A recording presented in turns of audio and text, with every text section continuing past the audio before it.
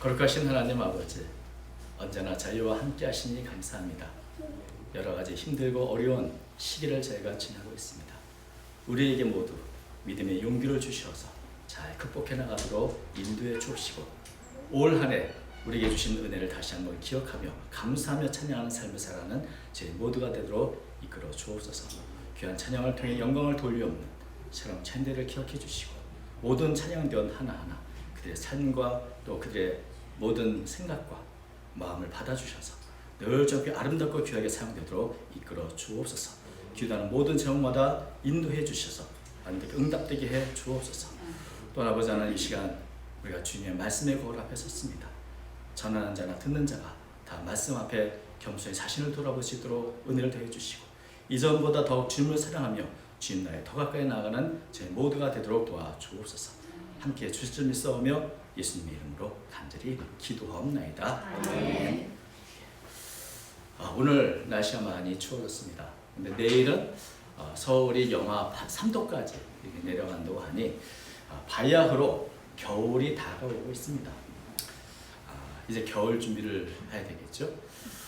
이제 추수감사절 지나자마자 이제 겨울 준비할 때구나 하는 것을 새삼 느끼게 됩니다. 개미는 여름부터 겨울을 준비한다 합니다. 잠언서 30장 24절을 보면은 이렇게 개미를 지혜롭다고 평가하죠. 땅에 작고도 가장 지혜로운 건 넷이 있나니 곧 힘이 없는 종류로 돼 먹을 것을 여름에 준비하는 개미와. 그래서 개미는 작고 힘도 없고 참 미미한 존재이지만 다가오는 겨울을 바라보며 여름부터 열심히 먹을 것을 준비한다. 그래서 개미는 작고 미미하고 힘이 없지만 생존에 올 수 있었던 겁니다. 그래서 이런 개미의 모습을 보면서 개미와 배짱이라고 하는 우화도 생겨나게 된 것이죠. 겨울이 온다는 것을 모르는 사람은 아무도 없는데, 과연 우리는 그 겨울을 잘 준비하고 있는가? 인생에도 겨울이 있습니다. 그 겨울을 온다는 것을 분명 알면서도 준비하지 않는다면 그것은 개미보다도 못한 모습일 것입니다. 오늘 본문을 보면 미래를 잘 준비했던 한 사람이 이야기가 나옵니다.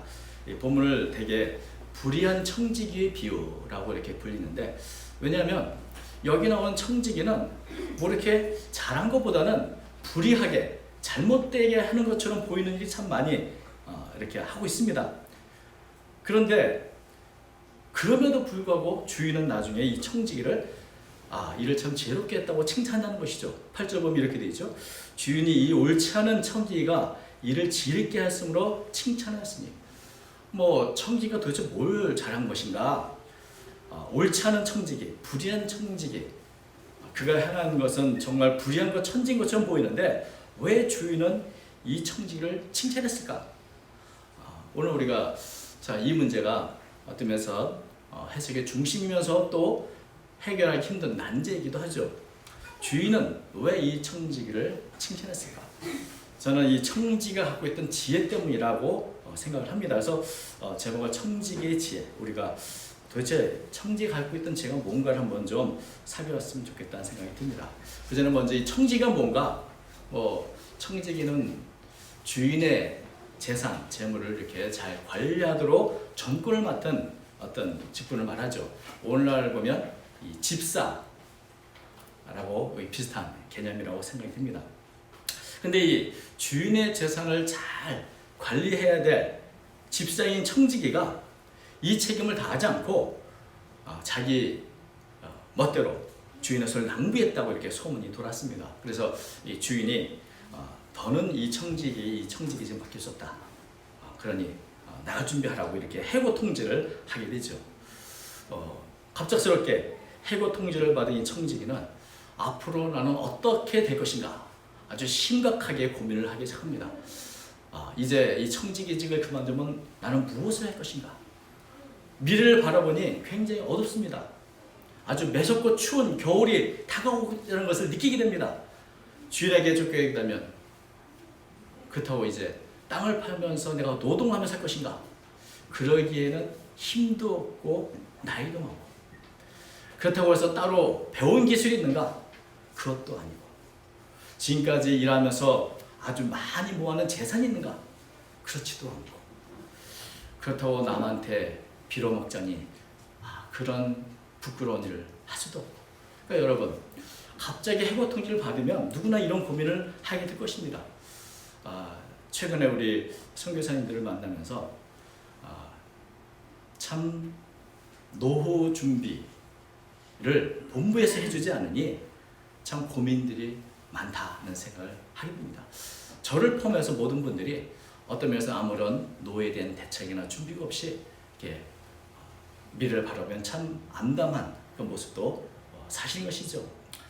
이렇게 여러 자신에게 다가오는 미래를 보면서 이 생각 저 생각 청지기는 고민이 많습니다. 그러면서 참 지금까지 생각하지 못했던 이 자신의 한계, 나는 힘도 없고 또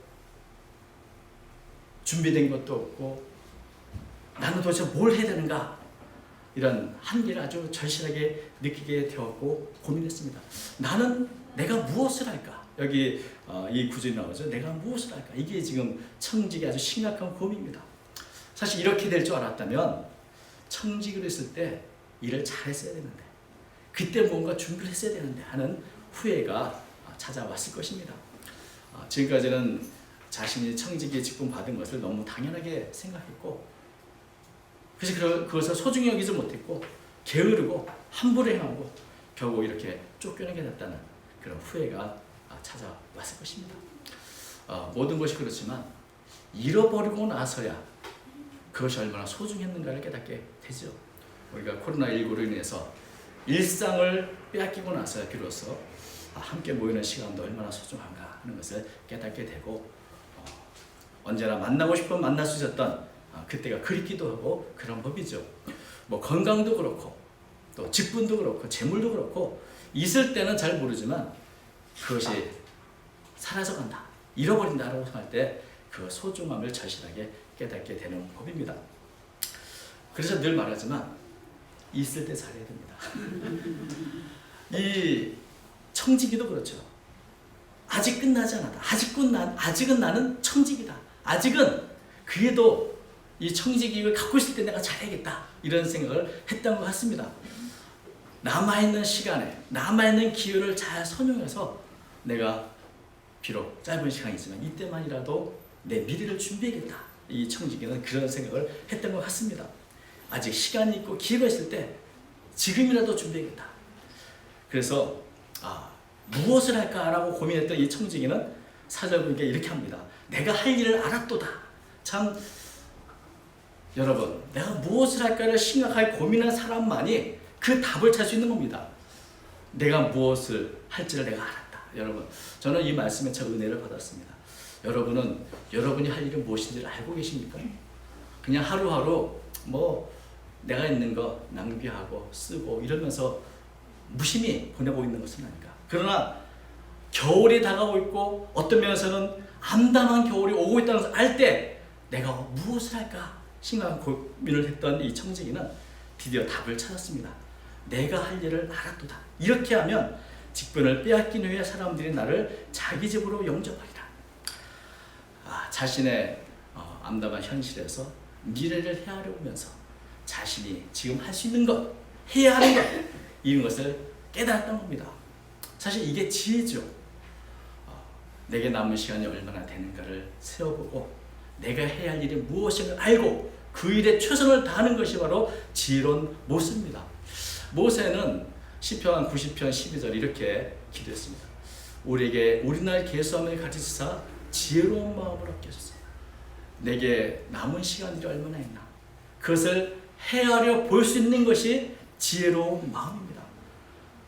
적어도 우리는 하루하루 우리가 누릴 수 있고 내가 사용할 수 있는 시간이 줄어들고 있다.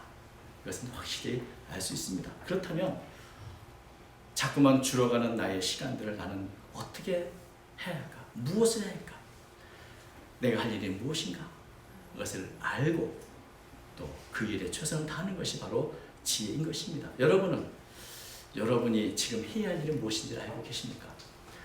청지기는 지금까지 살았던 삶의 방식, 태도를 바꿨습니다. 지금까지는 주인에게 빚진 자들을 독촉해서 어떻게 하든지 그 빚을 다 받는 것, 이것이 최선이라고 그 일에 최선을 다했지만, 그러나 이제는 반대로 자신 주인에게 빚진 자들에 대해서 빚을 탕감해 주는 일에 최선을 다합니다. 먼저 이것을 우리가 이해하기 위해서는 이 청지가 하는 일들이 무언가를 좀 알 필요가 있습니다. 본래 이 이스라엘에서는 율법에 따르면 가난한 사람들에게 빚을 주고 이자를 받는 것을 금지했습니다. 신명기 23장 19절 보니까 네가 형제에게 구워주거든 이자를 받지 말지니 곧 돈의 이자, 식물의 이자, 이자를 낼 만한 모든 것의 이자를 받지 말 것이라. 그러니까 전통적으로 유대 사회에서는 빚을 주고 이자를 받는 이 고리대금을 금했기 때문에 마치 그것을 도적질하는 것처럼 생각했습니다. 그래서 부자들이 돈을 빌려주는데 그 일을 누구한테 맡기면 청지기에 맡겼습니다. 그래서 청지기가 이제 이 어떤 율법에 금한 일들을 이렇게 하게 되는 것이죠. 그래서 이자 받고 이러다가 만약에 문제가 생기면 그 모든 책임은 누가 지죠? 청지기가 지는 것이죠.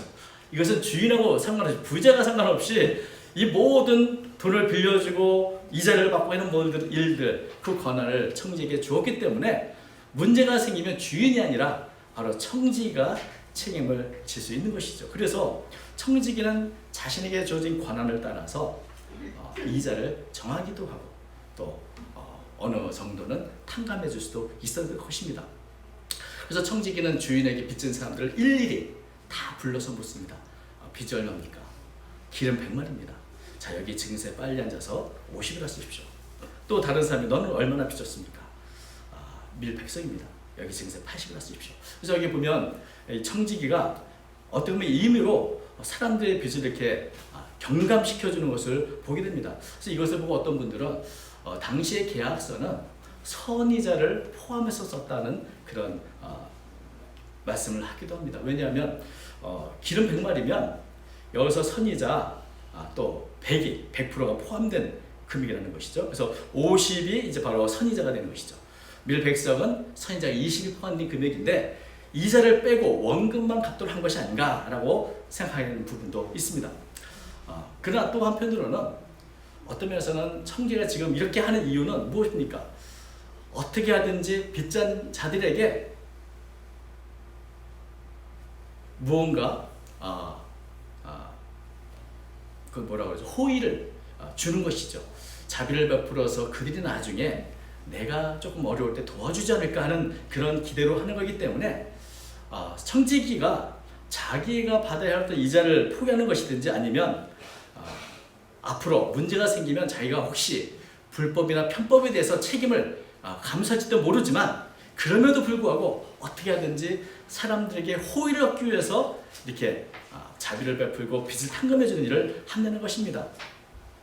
어떻게 보면 청지기는 자신이 할 수 있는 한 최선의 또 최고의 자비를 이 빚진 자들에게 베풀어 주는 것이죠. 그러면 내가 이렇게 다른 사람에게 베풀어 주면 내가 힘들 때, 내가 어려울 때 나중에 나를 도와주지 않겠는가? 그래서 지금까지는 이 빚진 자들이 언제 빚을 갚아야지라고 하는 이 독촉의 대상이요 차취의 대상으로 보았는데 이제는 거꾸로 이 사람들이 나를 앞으로 도와줄 사람이다. 나를 도와줄지 모르는 그런 사람처럼 여기면서 일을 하고 있다는 겁니다. 그러니까 어떻게 보면 이 일에 대한 어떤 태도가 완전히 달라지게 된 것을 보게 된 것이죠. 저는 여기에 또 청지기의 지혜가 있다고 생각합니다. 어떻게 보면 우리가 금세 생각하기에는 오히려 이자를 더 많이 물려서 이때 돈을 많이 착복하고 모으는 것이 미래를 준비하는 게 아닌가라고 생각할 수 있지만 청지기의 지혜는 당장 눈앞에 보이는 재산이 아니라 눈에 보이지 않는 무형의 자산에 눈을 돌린 것입니다. 만약에 내가 지금 더 많은 어떤 재산을 늘리기 위해서 이자를 더 많이 주는 것 그리고 더 많은 재산을 모으는 것 과연 그것이 미래를 위한 올바른 준비가 될 것인가? 누가복음 12장에 보면 이렇게 미래를 준비했던 한 사람 이야기가 나옵니다. 바로 어리석은 부자 이야기죠. 재산을 늘리고 광창고를 짓고 수많이 눈에 보이는 자산을 쌓았지만 그날 하루아침에 다 잃어버릴 수도 있는가? 여러분, 우리가 자산, 특별히 눈에 보이는 이런 물질들은 언제나 우리 곁에 있을 것 같지만 사실은 어느 순간 사라질 수도 있는 것입니다. 특별히 성경은 불의한 재산은 날개가 달려서 쉽게 날아가 버린다, 이렇게 잠언에 말씀하고 있는 것이죠. 그런 면에서 이 청지기는 눈에 보이는 눈앞의 재산이 아니라 먼 미래, 변함이 없는 그런 눈에 보이지 않는 자산에 자신의 모든 것을 투자하기로 결정을 한 것입니다. 어쩌면 이런 눈에 보이는 것보다 눈에 보이지 않는 자산에 자신을 맡긴다, 이게 얼마나 참 중요하고 또 지혜로운 일인지 모르는 것이죠. 여러분, 아마도 저는 이 청지기가 표를 내본다면 사람이 미래다, 이렇게 정하지 않았을까. 눈앞에 보이는 유형보다 눈에 보이지 않는 그러나 내가 힘들고 어려울 때 나를 도와줄 수 있는 사람들, 그 사람들 하나하나가 나에게 큰 힘이 되고 자산이 된다. 그러므로 나는 최선을 다해서 사람들에게 호의를 입고 사람들과 관계를 회복하고 믿음을 얻고 신용을 얻는 것이 중요하다. 아마도 이런 생각을 했던 것 같습니다. 무형의 자산을 위해서 준비하는 것이야말로 불확실한 미래를 향한 가장 좋은 준비라고 이 청지기는 생각했던 것이죠.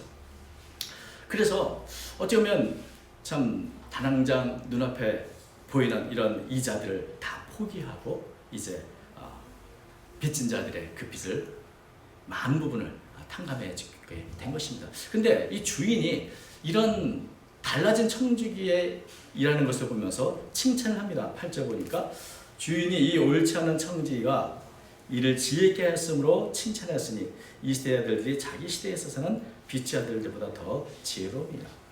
만약에 청지기가 하는 일들이 주인에게 손해를 입힌 것이다 라고 한다면 과연 주인이 칭찬을 할 수 있었을까? 그러면서 어떤 분들은 또 이 청지기가 행한 일이 사실은 주인이 원했던 주인의 뜻이 아니었는가, 이렇게 생각하는 분도 있습니다. 왜냐하면 그저 눈앞에 있는 것에 급급해 살아가는 청지기가 이제는 좀 더 멀리 투자를 해도 눈에 보이는 것뿐 아니라 눈에 보이지 않는 데까지 투자할 수 있는 그런 것을 보면서 참 일처리를 잘하는데, 혹은 지금까지 일을 못한다고 또는 손을 입혔다고 생각하는 이 청지기가 사람들에게 베풀어주기 시작함으로 해서 사람들에게 칭찬을 받고 명성이 높아지는 것을 보면서 일을 잘한다고 생각했을 가능성도 있는 것이죠. 아무튼 만약 제가 주인이라면 자신의 미래를 바라보면서 드디어 눈의 시각을 바꾸었다, 일의 태도를 바꾸었다, 이 바꿔서 살아가는 것에 대해서 그래도 이전보다 지혜 있는 것이 아닌가 하는 생각을 하게 됩니다. 여러분, 분명한 것은 눈에 보이는 것에 급급하지 않고 무형의 자산의 눈을 돌릴 수 있다. 이런 청지기 안목은 분명히 지혜롭다고 칭찬할 만한 것입니다. 저는 그래서 이 청지기의 지혜는 두 가지로 생각한다. 하나는 미래를 악착같이 준비하고 있다. 지금 곧 끝나게 될지 모르는 이 청지기의 직을 그래도 끝까지 이용해서 자기 미래를 준비하고 있다는 것. 또 하나는 눈에 보이지 않는 것에 대해서 눈을 돌릴 수 있다. 이것이 이 청지기에 찾아올 수 있는 지혜가 아닌가 하는 생각을 하게 됩니다. 사실 이런 청지기의 모습은 미래를 보며 살아가는 이 일반적인 세상 사람들이 준비하는 모습이기도 합니다. 여러분, 세상을 보십시오. 많은 사람들이 자신의 미래를 위해서 악착같이 준비하고 있습니다. 특별히 무형의 자산에도 눈을 돌려서 최선을 다해 준비하고 있습니다. 여러분 한번 책을 보시면 무형의 자산인 지식을 얻기 위해서 만 권의 책을 읽었다 하는 분도 있습니다. 뭐 수천 권 정도 아니고 만 권의 책을 읽고 미래를 위해서 무형의 자산을 축적해 놓은 사람들이 있고, 또 개미와 배짱 이야기도 있지만은 눈에 보이는 먹을 것을 준비했던 개미와 무형의 노래 저작권을 준비했던 배짱이 과연 나중에 무엇이 더 지혜로운 준비였는가, 이렇게 이야기하는 분도 있습니다. 그런 면에서 믿지 않는 사람들도, 세상 사람들도 어떤 면에서는 미래를 위해서 준비하고 사람들과의 관계, 인맥을 넘게 준비하고 보이지 않는 무형의 자산을 쌓기 위해서 독서하고 최선을 다해서 자신의 미래, 불확실한 미래를 준비하고 있다고 한다면 미래를, 영광의 하나님의 나라를 바라보는 하나님의 백성들은 더 지혜롭게 준비하며 살아야 되지 않겠는가 하는 생각을 하게 되는 것이죠. 그래서 사실 이 청직의 지혜를 바라보면서 우리 자신의 삶은 과연 지혜 있는 삶인가?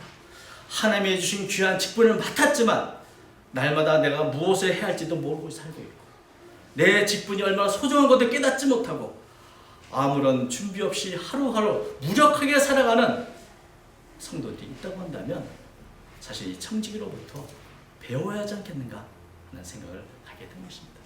성도들이야말로 무형의 자산 갖고 있는 사람들입니다.